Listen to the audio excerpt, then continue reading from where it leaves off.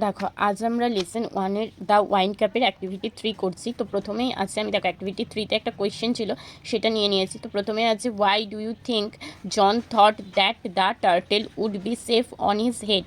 এটার মানে হচ্ছে, দেখো ওয়াই ডু ইউ থিঙ্ক মানে তোমরা কি মনে করো, জন চিন্তা করেছিল বা ভেবেছিল দ্যাট সে দ্য টার্টেল মানে কচ্ছপটিকে উড বি সেফ মানে রক্ষা করার জন্য অন হিজ হেড তার মাথার উপর, মানে তার মাথার উপরই যে নিরাপদ থাকবে এ বিষয়ে যে জন তার মাথার উপর ওটাকে রেখেছিল কচ্ছপটিকে, সে বিষয়ে তোমাদের মত কি।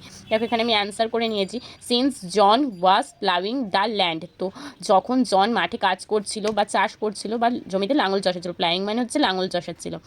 Putting the turtle on the ground was not safe for it could have been easily run over by his plough.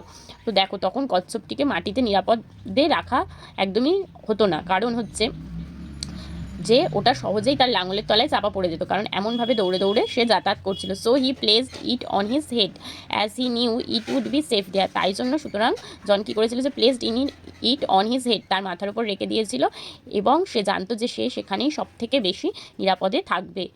That's it. এবং নেক্সট কোয়েশ্চেনগুলো আমি নেক্সট পার্টে তোমাদের দিচ্ছি, তো ততক্ষণ সঙ্গে থেকো।